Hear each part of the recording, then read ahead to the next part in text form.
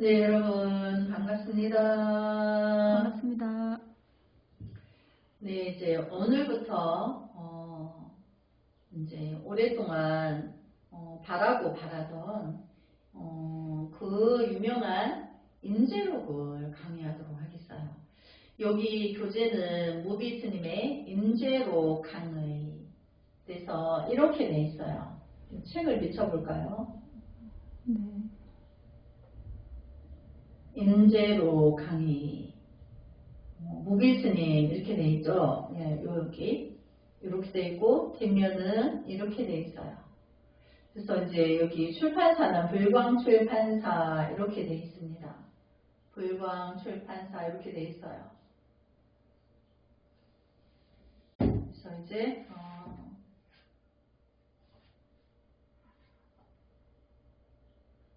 이 책에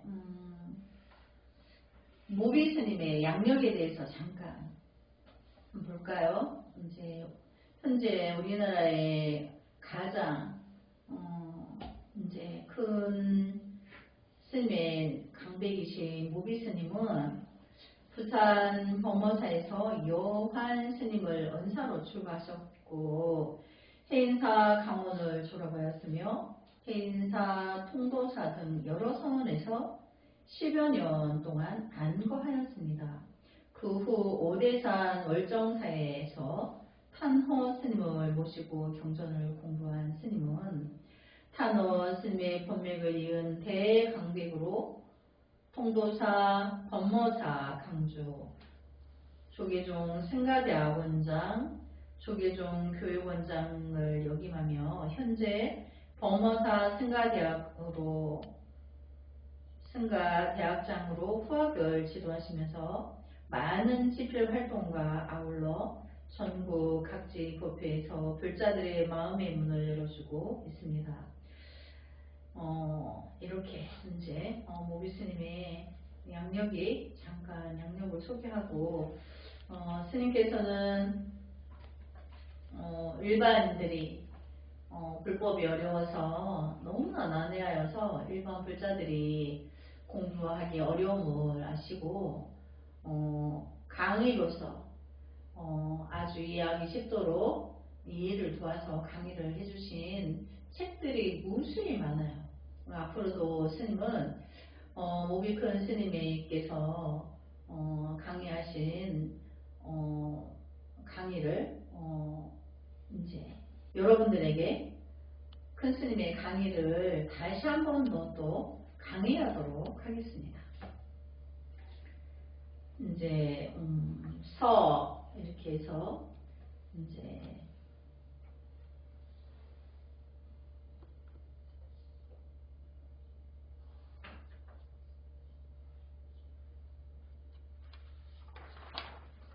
볼까요? 진주 임재해조 선사 어록 서문 연강전의 학사며 금자광록의 대부며 진정프로의 안무사요 겸하여 마보군의 도총관며 겸하여 지성덕군의 부사인 마방이스다. 이제 그 옛날에 중국에 이제 마방이라는 사람이 이제 학자이기도 하고 또 그 나라의 마보군의 도총관이기도 하고 또 지성덕군의 이제 부사이기도 한 마방이라는 사람이 그 인재록을 이제 집필하였다. 그 인재스님께서 어떻게 법을 전하고 그때 당대에 설하셨는지 그거에 대해서 이제 이렇게 누가 했느냐 이게 이제 서문에 그게 나와 있는 거죠. 그래서 강설 서문은 임재스님이 강남 황벽산에서 수행하던 일과 깨달음을 처음 하게 된 사연들 그리고 하북당 임재원에 주석하면서 제자들을 가르칠 때의 독특한 가풍을 보여준다. 또 노년에 이르러서 이쪽에 관한 일들과 임재로 간행에 대한 이야기들을 내자의 시 형식으로 간략히 기록하고 있다. 임재록 전편을 압축한 셈이다. 한때 선찰에서는 선객이 방부를 드리러 가서는 아무런 말도 없이 선방문 앞에서 임재록 서문을 큰 소리로 외우고 있으면 그 선객을 높이 보아서 얼른 받아주었다는 이야기도 전한다. 지금도 이와 같은 아름다운 풍속이 있었으면 한다.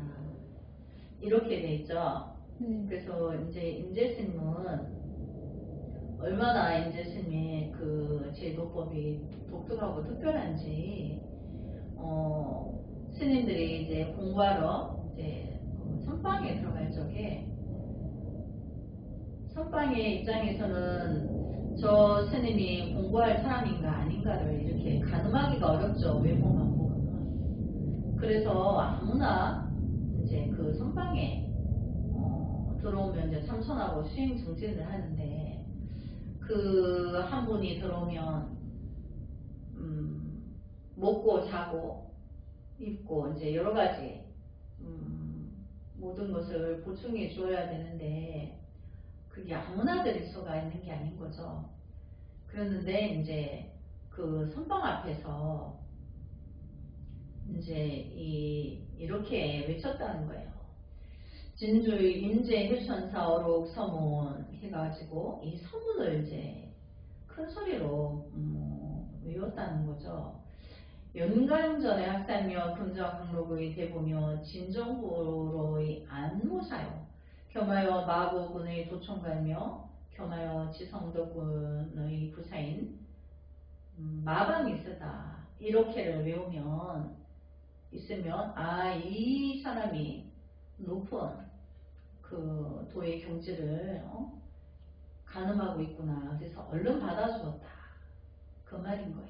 그러니까 이 임재록에 대해서 이제 혼이 꿰뚫고 있는 수자라는 거를 이제 익히 알아서 그렇게 했다라는 거죠. 또 서문을 쓴 마방이라는 사람은 당시에 뛰어난 명사였던 것 같다. 어록 중의 왕이라는 임재록에 서문을 쓴 큰 영광을 얻지 모든 것을 못지않게 그리 빼어나서 불교에서 손꼽히는 명문으로 높이 평가받고 있다. 이 짧은 이제 문체에서도 이 마방이라는 사람이 당대에 굉장히 뛰어난 학문을 가진 학자였다는 것을 이제 엿볼 수 있다는 거죠. 그래서 많은 벼슬의 이름을 너덜너덜하게 붙인 것이 좀 흠이긴 하다. 그냥 연강전 학사 마방이스다라고 했어야 한다. 그러니까 이제 불교의 선법은 군더더기가 없는 진실만을 요하는 공부다 보니까 벼슬의 이름을 줄줄이 한 것은 이제 맞지 않으나 이제 그냥 연강전학사 마방이스다라고 했으면 오히려 더 깔끔했을 수 있다. 이제 그것을 말하는 거죠.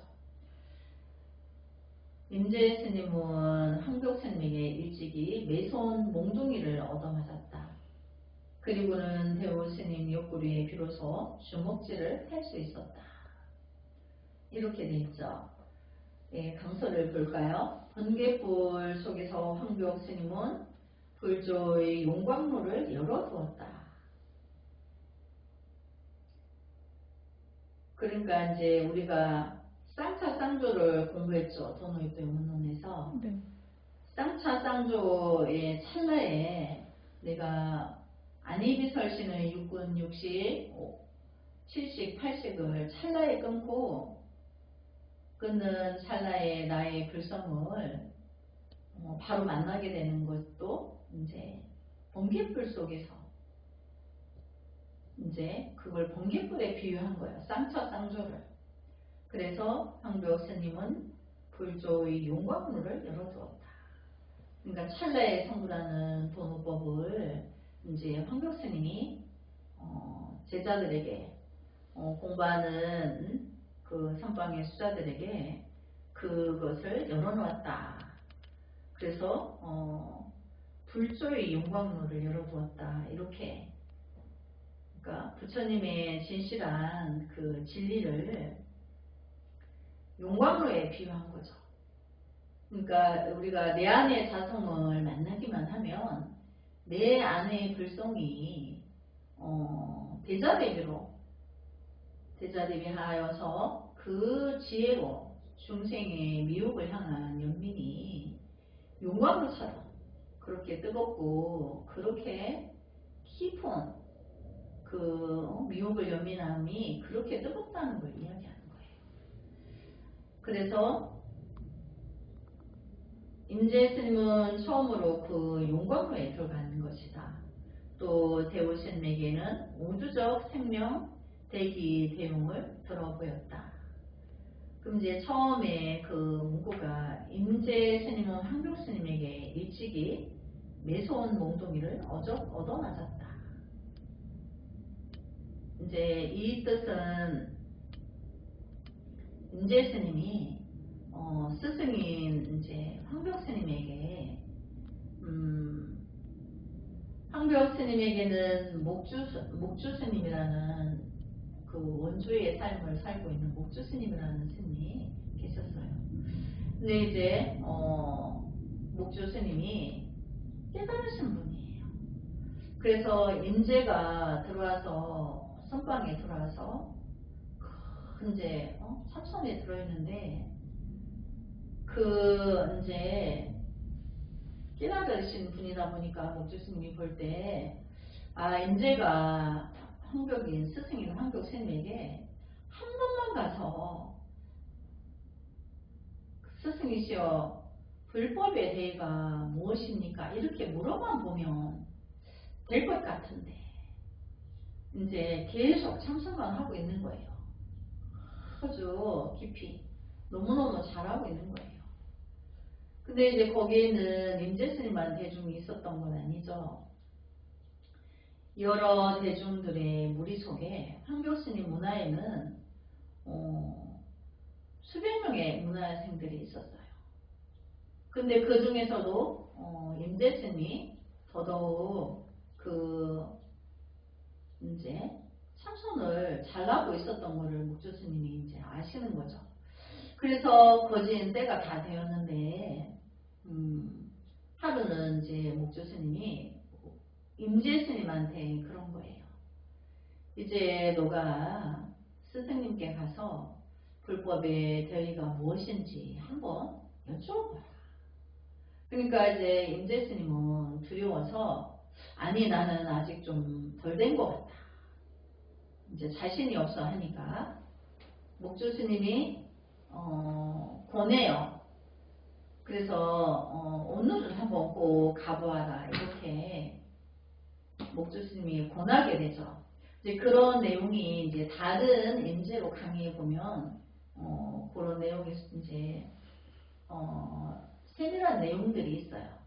근데 여기서는 이제 모미칸 스님께서 요체만 뽑아서 그 뜻을 간략하게 전달하기 위해서 했지만 또 다른 책에는 그렇게 내용이 있어요. 그래서 이제 임재 스님이 황벽 스님을 이제 그날 아침에 이제 아침 공양이 끝나고 나서 이제 뵈러 가죠. 가서 이제 묻는 거예요. 무엇이 불법의 대의가 요체가 무엇이냐 이거를 묻게 되죠. 근데 무엇이 부처냐 본질은 그거예요. 내가 부처가 되고자 참선을 하고 있는데 도대체 무엇이 부처냐 이렇게 이제 묻게 되는 거죠.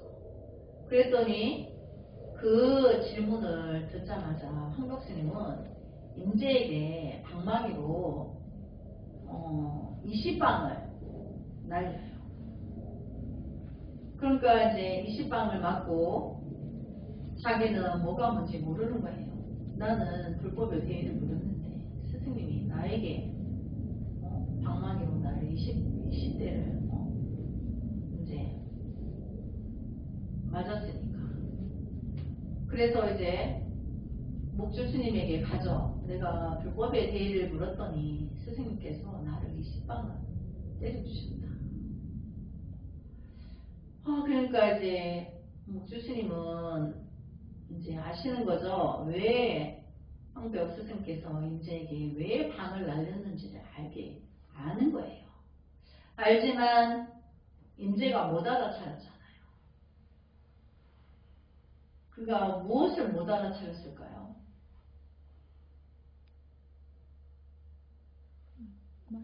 찰나의 그 이름은. 그래서 이제 목주 스님이 임재 스님을 한 번 더 권하게 돼요. 점심 공양을 하고 가서 한 번 더 물어봐라. 다시 한 번. 그래서 간절히 권하여서 이제 임재를 보내게 돼요. 근데 이제 임재가 또 점심 공양 마치고 또 황벽 스승이가 찾아가서 다시 또 무엇이 진정한 불법의 대의가 무엇이냐고 이렇게 또 다시 묻게 돼요. 그러니까 또 황벽 스님이 다시 한 번 더 아니 아직도 이놈이 이러면서 방망이를 또 20방을 또 날리게 돼요. 그래서 그랬는데 도대체 자기는 모르겠는 거예요. 불법의 진실한 요체를 물었는데 말로 안 해주시고 방망이로 20방을 또 때려주시니 그래서 이제 좀 골이 났어요. 아프기도 하고. 그래서 목주 스님에게 가서 또 내가 여쭈었더니 또 스승님께서 나에게 20방을 또 때려주셨다 나를. 그런데 또 이제 목주 스님이 대화 보니까 정말 답답한 거죠 이제. 임재가 못 알아차리는 거를 너무나 답답한 거예요. 그래서 이제 목주 스님이 이제 3세번이니까 오늘 그럼 저녁 때 한 번만 더 왔다 이렇게 이제 맞은 것을 만져주기도 하고 쓰다듬어 주기도 하고 이렇게 치료를 해주면서 한 번만 3세번이지 않느냐 한 번만 더 가자. 이래서 이제 저녁 때 또 한 번을 황벽 스님을 찾아가게 되죠. 그래서 임재가 이제 세 번째로 묻게 돼요. 무엇이 불법의 진정한 대의가 무엇이냐. 그리고 그 말 뜻은 무엇이 부처냐 이걸 물은 거예요. 그러니까 또 황벽 스님이 다시 또 방망이를 들어가지고 아직도 이놈이 그걸 못 알아차린다고 또 20방을 또 때렸어요. 그러니까 이제 임재는 몸과 마음이 만신창이가 돼가지고 이제 목주 스님한테로 간 거예요. 그래 이제 목주 스님이 보니까 너무나 안타까운 거예요. 임재가 못 알아차린 것에 대해서. 그래서 목주 스님이 이제 임재가 골이 나서 삐져가지고 나는 황벽 스님과 인연이 없는 것 같다. 난 여기를 떠나겠다. 이렇게 해서 임재가 3년 동안 선방에 들어와서 있었는데 갈 데가 어디 있어요.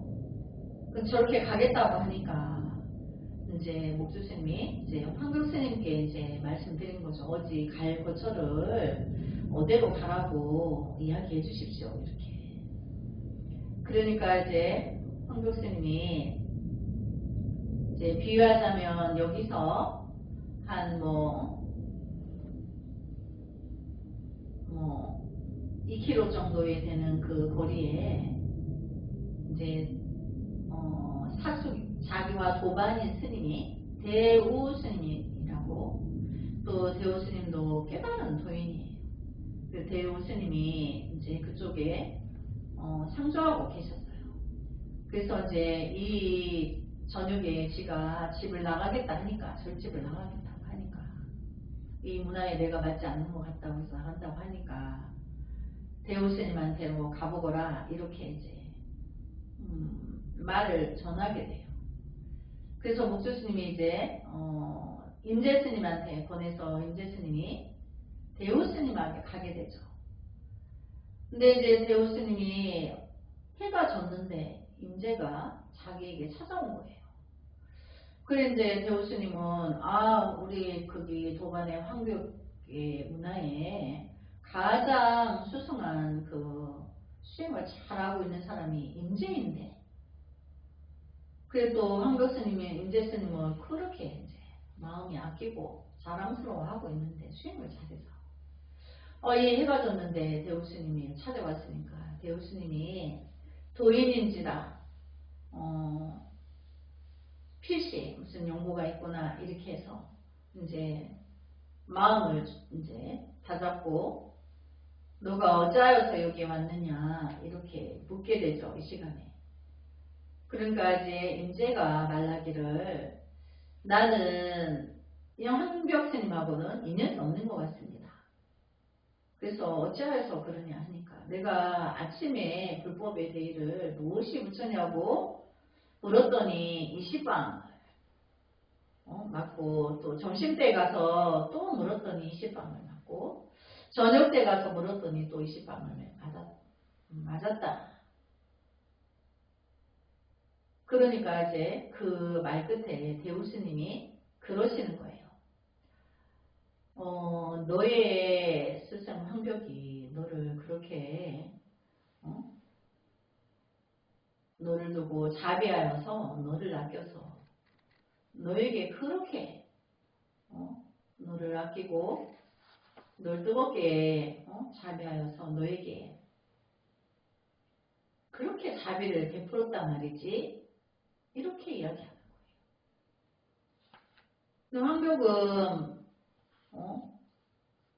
60방을 맞고 골이 나가지고 마음과 몸이 만신창이가 되어 있는데, 황벽 스님은 너의 스승인 황벽이 너를 그렇게 아끼고 사랑하여서 그 자비를 그렇게 베풀었단 말이지. 이렇게 하는 말 끝에 황벽 스님은 확 깨달아 버렸어요. 왜냐하면 그 자비를 베풀었다는 그 말 끝에 너를 아끼고 사랑하여서 그렇게 60방씩이나 이렇게 한 번도 아니고 세 번을 20방씩 해줬으니까 얼마나 자비하시나. 근데 무엇을 깨닫게 하기 위한 거였죠? 그때 맞을 때 아무 생각이 없었거든요. 아무 생각이 없었죠. 맞을 때. 그때는 우리 안이비설신의 6은 60, 5은 70, 80이 그 순간에는 일어나지 않았어요. 그러니까 그 찰나를 이제 알려주기 위해서 언어로 할 수 없으니까 그렇게 이제 방으로서 임재 스님을 깨닫게 하기 위해서 그렇게 했던 거죠. 근데 그거를 못 알아듣고 이제 대우 스님한테 가서 임재가 깨닫게 된 거죠. 그래서 임재가 하는 말이 황벽의 법이 그러니까 스승의 황벽 스님의 법이 별거 아니구나 이렇게 말한 거예요. 그러니까 이제 여기 한번 볼까요? 강설에 한번 볼까요? 번개불 속에서 황벽 스님은 불조의 용광로를 열어두었다. 임재 스님은 처음으로 그 용광로에 들어간 것이다. 또 대우 스님에게는 우주적 생명 대기 대용을 들어보였다. 임재 스님은 황벽 스님 회상에 가서 공부한 지 3년 만에 수자의 책임을 맡고 있는 목주 스님의 안내로 불교의 대의를 물었다. 그러니까 불교의 대의는 무엇이 부처냐 이걸 물은 거죠. 불교의 분명한 대의가 무엇입니까? 라는 질문이 떨어지기가 무섭게 조실인 황벽 스님이 이제 황벽 스님의 몽둥이가 날아왔다. 무려 20대나 얻어맞고 쫓겨났다. 이런 일이 3차례나 있었다. 무려 60대나 신나게 얻어맞은 셈이다. 그러니까 이제 하루 3번 이제 목주 스님하고 임재 스님이 그런 과정을 통해서 이제 임재가 거기를 이제 떠나게 되는 과정까지를 그린 거죠. 그리고는 황벽 스님과는 인연이 없음을 알고 대우 스님에게로 가게 되었다. 황벽 스님에게 불교를 물으러 갔다가 얻어맞은 일을 대우 스님께 말씀드렸다. 그리고 자신에게 무슨 잘못이 있어서 그렇게 때렸는가를 물었다. 그랬더니 황벽 스님이 높아심으로 그대에게 그렇게나 친절하였는데 여기까지 와서 무슨 잘못이 있느냐고 묻는가라고 하였다. 그러니까 내가 뭘 질문했는데 뭘 잘못해서 나에게 60방을 때렸느냐 이렇게 황벽이 때린 거에 대해서 임재는 대우 스님한테 물은 거죠.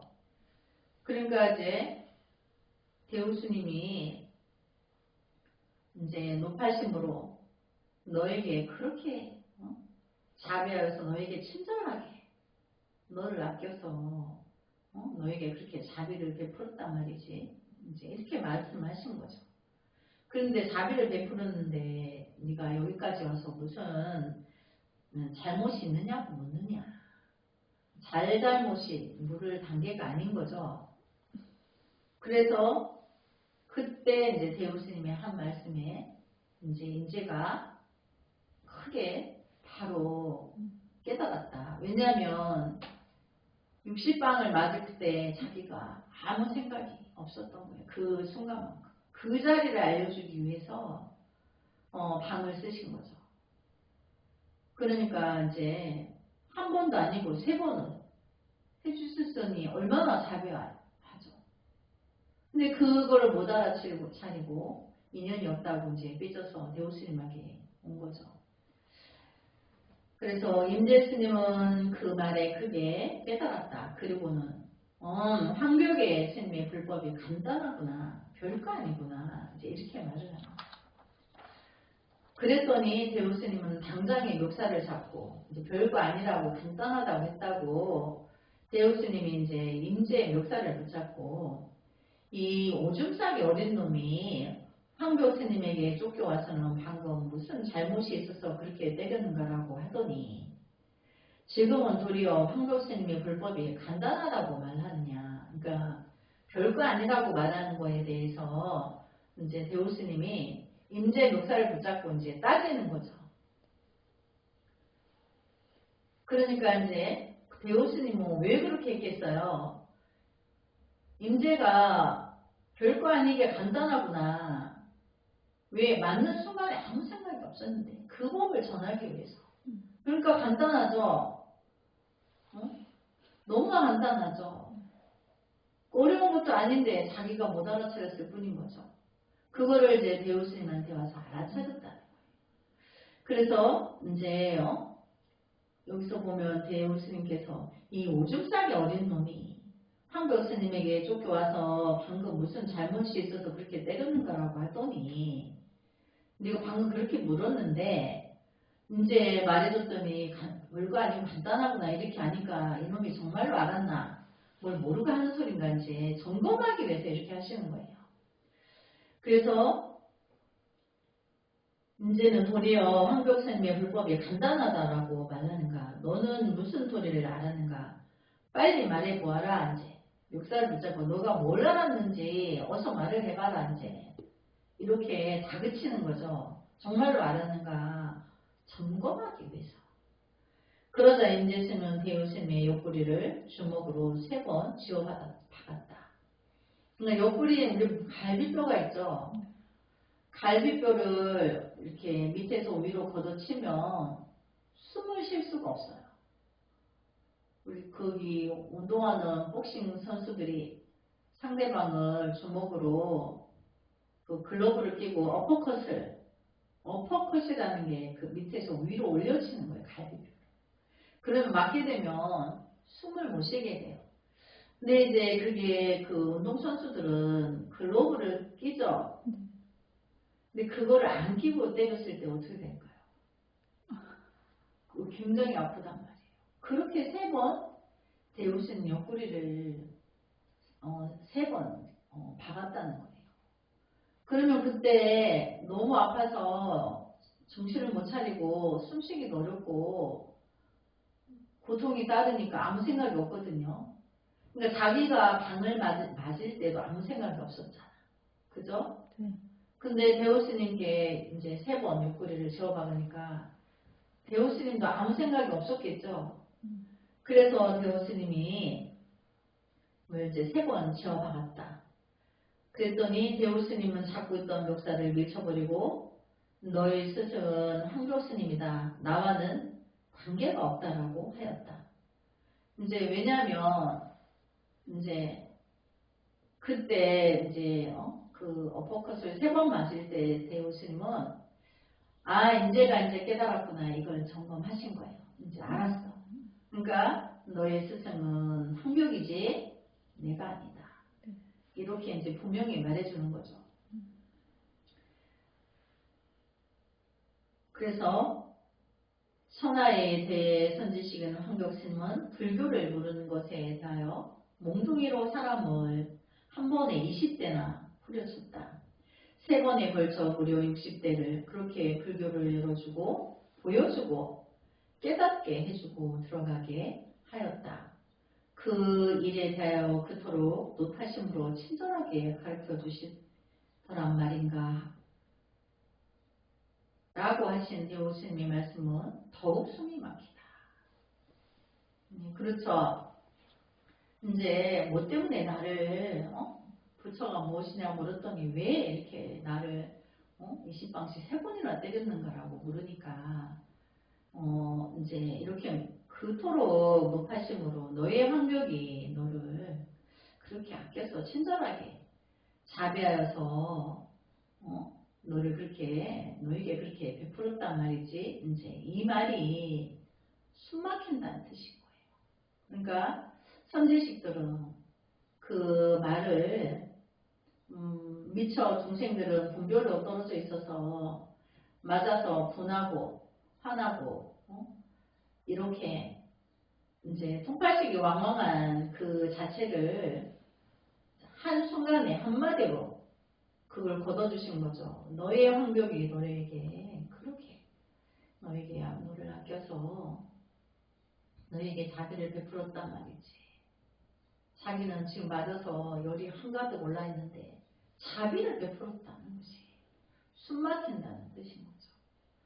그래서 이제 대우스님의 말씀은 더욱 숨이 막힌다.